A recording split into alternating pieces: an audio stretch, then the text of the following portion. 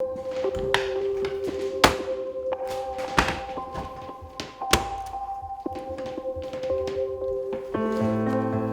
work with factories and individual crafts workers all across the north of England to make a range of trousers, belts and boots. There's some factories out there that are just doing incredible stuff, and it's brilliant to see that that desire is still out there, and the response from the public to the products has been incredible. We started off just making trousers, and we've continued to move to other products below the belt. Belts were obvious because they keep your trousers up. It's a small product. We custom make those. They're our own design. One's a CNC brass belt, and Ruby makes those for us. And then we have a forged copper buckle that Tommy makes into a belt for us.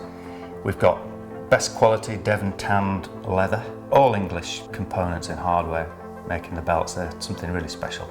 You can put them in your will, pass them on to your children, because they will outlive you. But we've always had a desire to do production volumes of stuff. The trousers have always been production volumes. We're not making things one at a time for individual people. We'll do alterations from a length or something like that, but the waist sizes and the leg lengths, that's all pretty standard. And boots are, like that as well, made by the only remaining boot manufacturer making heavy work boots in the UK. And we're making two traditionally constructed heavyweight work boots. One is a moto boot and the other's a chucker boot.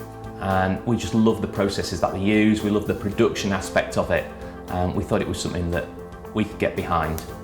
And so Ed and me designed a boot each that we wanted, because we think it's really important that we believe in the product that we're selling. We're growing up as a company. It's not just me and Ed anymore. We've got Sean, he does our packing, he's in charge of our warehousing, he's got that sorted. We needed to move into bigger premises, and we've had some great help from Calderdale Council who've helped us with a grant to buy lots of racking. That's helping us to get our warehousing system much more efficient. Everything's shipped from the post office in Hebden Bridge. We take stuff down there on the cargo bike. That post office is getting regular stuff going through it. We're paying them directly. We're not cutting them out. We're not going to a sort of lower cost supplier who will pick up from them. We could save some money by going with one of those big companies, but keep that business going through Satnam's post office in town is really important to us. At the moment, we've only got one cut of trouser, so if you're not like that trouser shape, they're not going to work for you really well. So we're introducing a new pattern of trouser that's a little bit roomier, it's a little bit straighter leg, so it works better with the boots, and that's sort of what's in development now. We also want to sell trousers that are made from British cloth.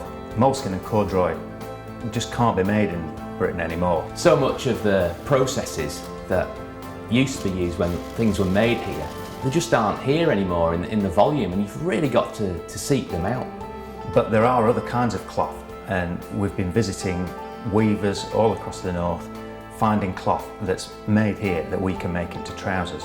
And at the moment, our trousers are made with a German cloth, but we met some folks from Manchester last year who were setting up an actual cotton spinning factory. The first time in 50 years that that's been done in Manchester. So we're working with them, to make different grades of cloth for different garments, to help us move forward to make that completely British package. The yarn that's British spun, woven into a British cloth, and then made in a British factory into a 100% British pair of trousers.